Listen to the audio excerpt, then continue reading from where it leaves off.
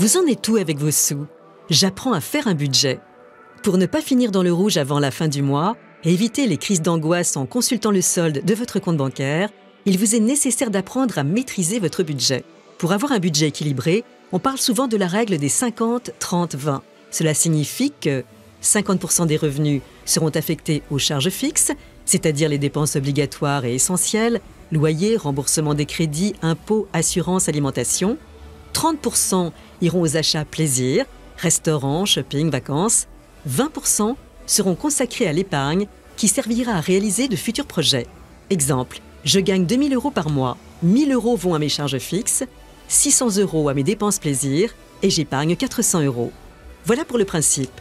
Car dans la vraie vie, l'équation 50-30-20 n'est pas toujours adéquate. D'abord parce que le coût de la vie n'est pas le même partout, en particulier celui de l'immobilier. Ensuite, parce que plus votre salaire est faible, plus les charges vont prendre une place importante dans votre budget. À l'inverse, plus vos revenus sont élevés et plus votre capacité d'épargne va l'être. Enfin, parce que votre âge et votre situation personnelle sont des facteurs déterminants. Entre un jeune actif qui vit encore chez ses parents et ne paye pas de loyer et un quinquagénaire qui doit payer les études de ses enfants, la capacité d'épargne n'est pas du tout la même. Puis bien sûr, il ne faut pas négliger la dimension psychologique et votre rapport à l'argent.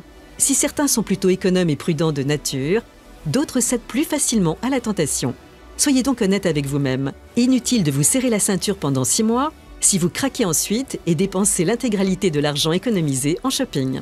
Bref, en matière de budget, chacun doit évaluer sa situation pour mettre au point la formule qui lui convient.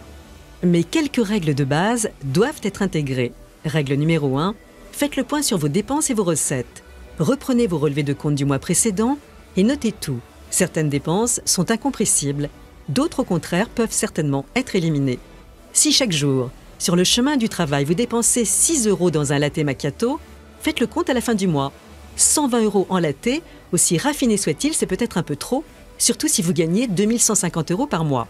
On vous rappelle d'ailleurs qu'il y a 12 mois dans l'année, donc 120 x 12, ça fait quand même un beau montant, non?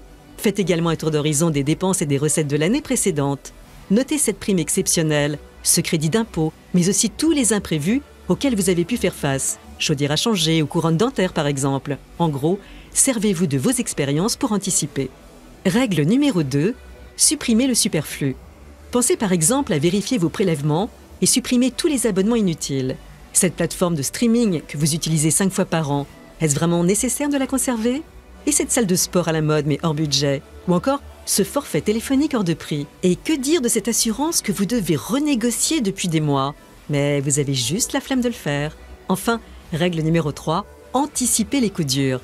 Vous connaissez la formule, mieux vaut prévenir que guérir. En matière de finances personnelles, un coup dur est toujours possible. C'est avec ce type de réflexe de base que vous parviendrez à vous constituer une épargne de précaution, appelée aussi fonds d'urgence. Attention, cet argent devra être disponible facilement sur un livret A ou un livret de développement durable par exemple.